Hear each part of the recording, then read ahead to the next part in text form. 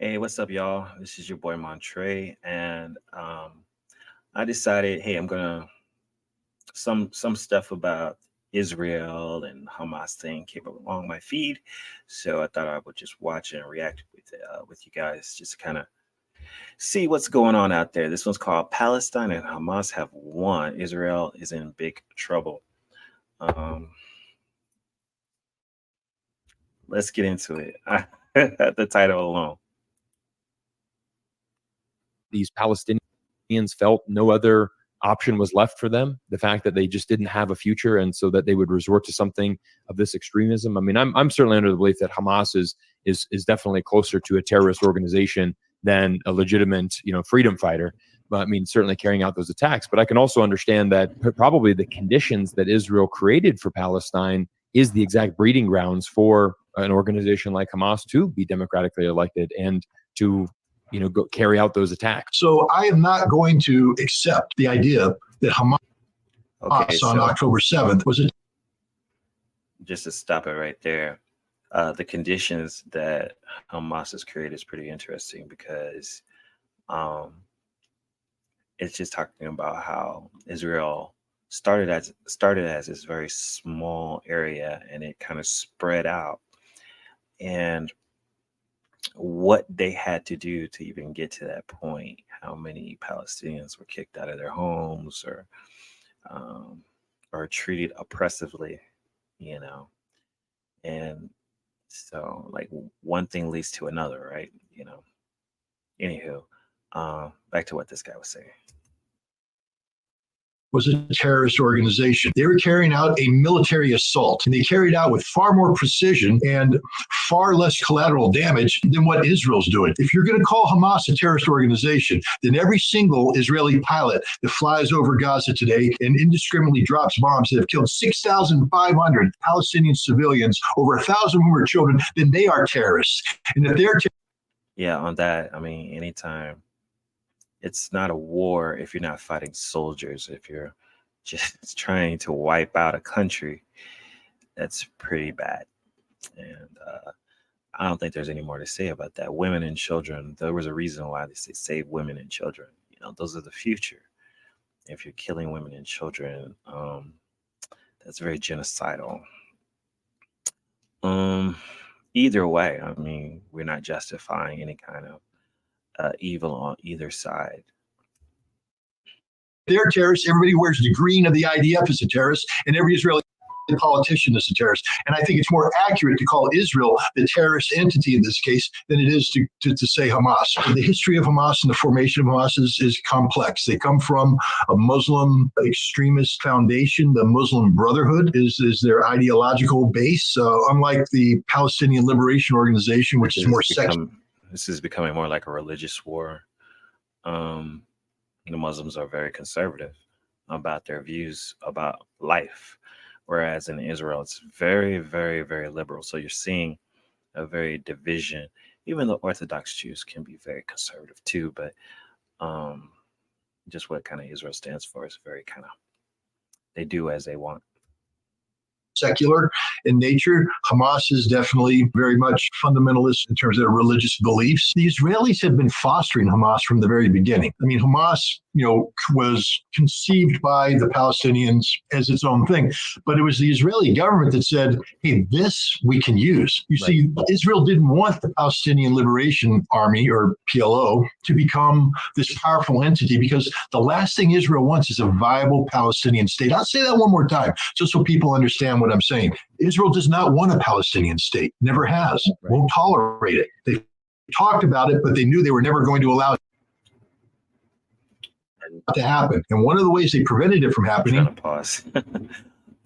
And I think that goes for either side. I don't think, well, I won't say all, we won't generalize, but it seems to be that there are people who don't want Israel there at all, and there's people in Israel who don't want a Palestinian state at all. They want to move each other out, and it's just conflict. It's just conflict. This is a very big land grab. It is about colonization, has roots in it. If we can just see what happens in the United States, and how it is repeated over here doing the same methods. Um, the United States was 13 colonies in the East, and look at it now. So, and now we're going kind of for a global kind of thing, where the entire world is the United States, but we'll see. I mean, you know what I mean, like territories, and we have our military bases everywhere. Was to create a division within Palestinian population. So they promoted Hamas. They funneled money into Hamas. They openly collaborated with Hamas, even though I don't think Hamas understood they were being collaborated with, and they empowered Hamas. All the terrorist acts that took place in the 1990s took place because Israel wanted them to take place. I'm not saying they planned them. What I am saying is that Israel viewed that as a very effective way of not only dividing the Palestinian population, but then demonizing them in the eyes of the world so that there wouldn't be a. I kind of see that with like Black Lives Matter, how it's being funded by some very, very influential people. We won't name their names, but how it's not really benefiting Black Americans. If anything, it probably causes problems because of the some of the riots they've been involved in that they kind of instigated. So, or how they never really they took a lot of money, but from Black people, Black Americans, but yeah, we don't see any money getting funneled back in.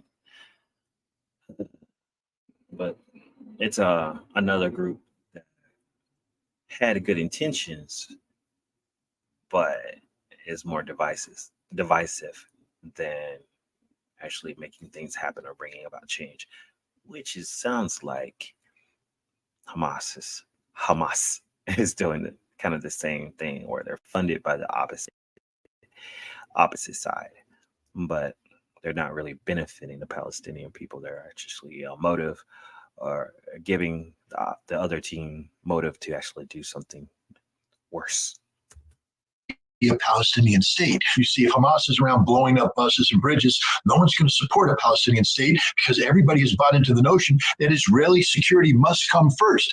Israel was facilitating the acts of terror that took place against them by creating the organization that produced the terrorists. That doesn't mean that Israel wasn't hunting them down and killing them. Of course they were. I'm just saying that Israel's not an innocent party here. Benjamin Netanyahu is not an innocent party. In 2005, they made a decision to transition from a terrorist organization. Israel made the decision to transition Hamas from a terrorist organization into a political organization. They coordinate with the Qatari government to pour in millions of dollars to turn Hamas into a political party, and then they helped facilitate them in elections. And I keep hearing this, I mean, this is not the only resource. I mean, this guy's going up. I don't know who this guy is, but I'm sure I can look him up.